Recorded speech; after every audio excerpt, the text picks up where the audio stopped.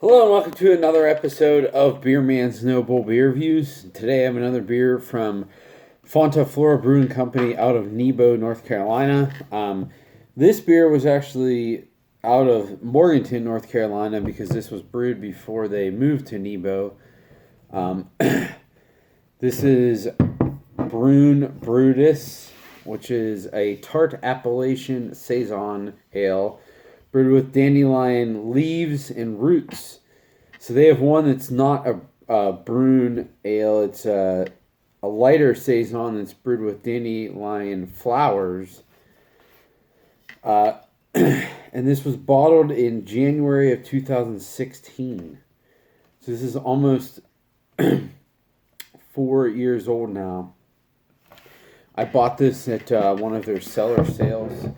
And I had always wanted to try this since I had moved here and knew about Fonta, Flora. And they hadn't made this, as far as I know, since this one. So instead of waiting for them to make it again, because they make the regular one every year, but I don't think they made this one since this bottling.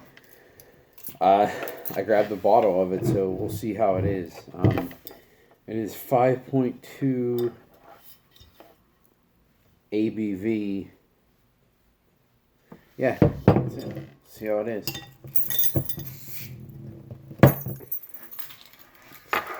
And their bottles generally tend to gush a little bit if they're warm, but this is pretty chilled.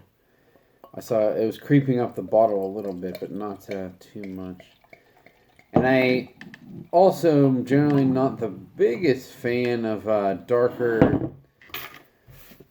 wild beers, but I figured I would give them the benefit of the doubt, because if anyone deserves that, it's them. So that actually, even being called a Brun, I didn't expect it to be at like this dark. I kind of expected it to be like an amber ale or like a red ale, maybe even. This is straight up like a brown ale.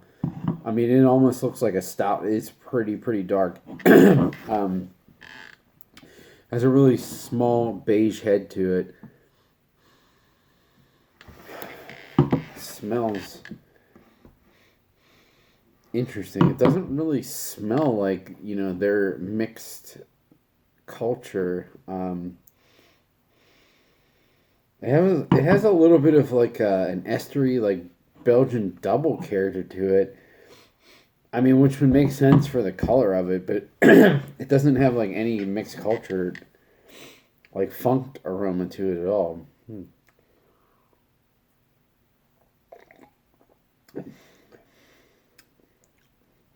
Oh wow! It tastes it. It's in the flavor. That's so weird. There's not many beers that are that, at least in my opinion, are that different between the taste and the aroma. To me, the aroma is just like Belgian double, a little bit of like a dark fruit and nutty character.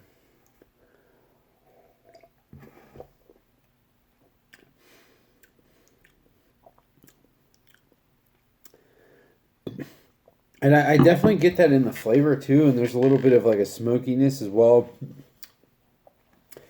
But it has a significant acidity to it, and a little bit of like minerally funkiness.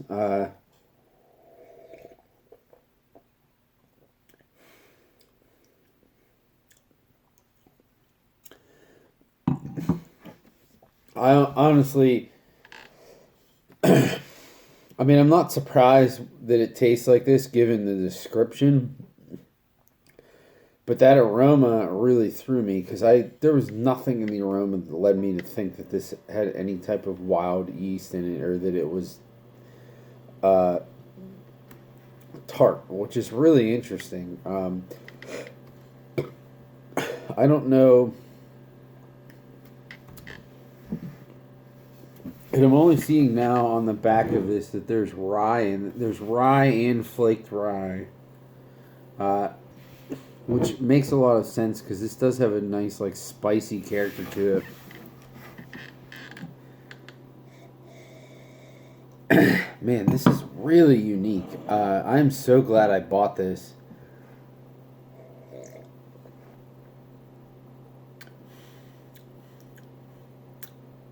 That is tasty as hell.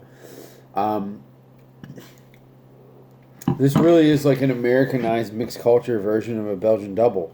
It definitely has that like estery dark fruit character, a little bit of like fig, and then there is like some caramel notes too. But then it has that nice like old book cobweb funky character that the Fauna Flora health culture has.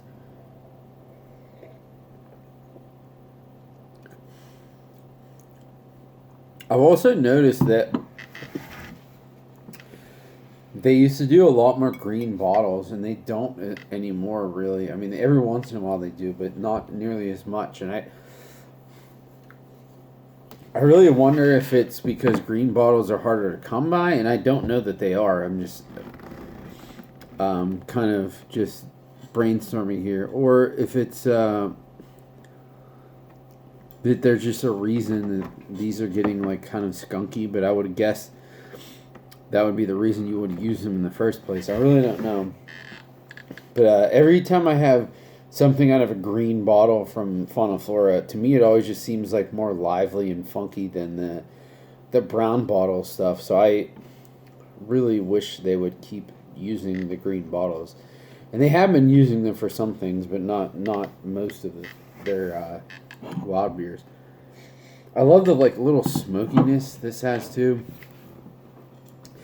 It's so weird because I had no idea what to think of this when I was going to open it. I kind of just figured it would be just like a dark sour type thing, which it technically is, but there's so much more going on. It's definitely not like an infected stout or brown ale type thing. It really has like all of the good things about a beer that looks like this color and a wild ale. It has a lot of fig, dark fruit. There's some smokiness to it as well. But it also has the minerality, a little bit of a like acidity, and just that mustiness. But at least for me, it's all hidden in the flavor. You don't get any of that funk in the aroma, which is just so weird.